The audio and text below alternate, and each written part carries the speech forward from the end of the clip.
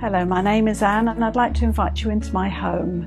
I live on my own, basically. I live independently on my own and I adore living in Dorset. I've also invited a very dear friend of mine who is an OT.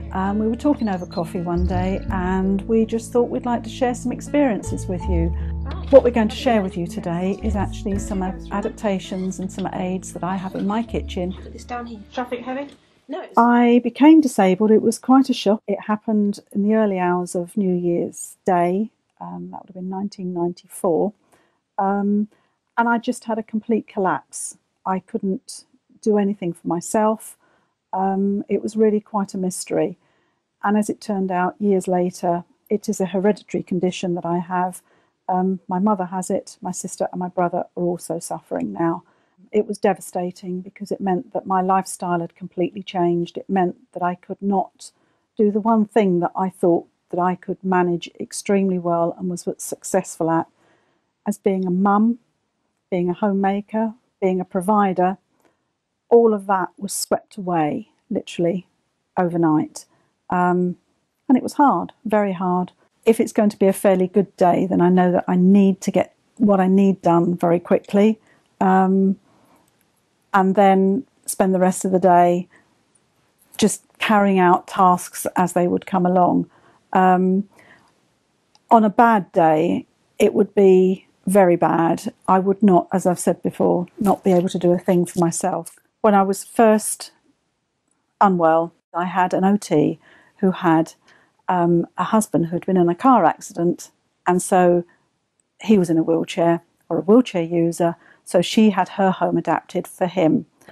So I was really lucky to have actually, it's just the way things turn out sometimes. And she knew exactly what I needed. She had very, very forward visions. They didn't all quite pan out, but certainly the one aspect that has is the kitchen. The oven is eye level for me in a wheelchair.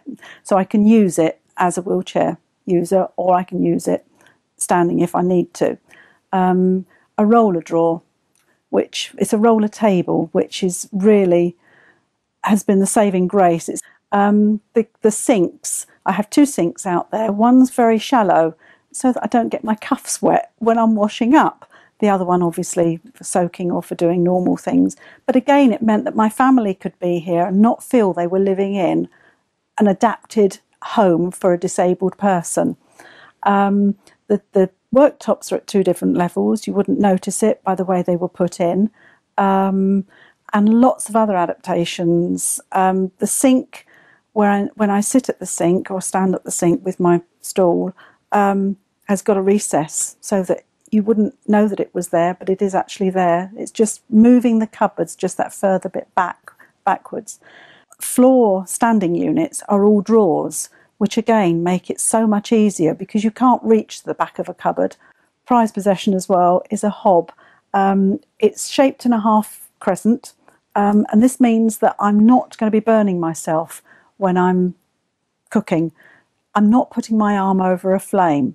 But again, it means that I can just drag the food off, drag the saucepans off, or I can use the collapsible baskets that I've got to actually take the food out of the saucepans.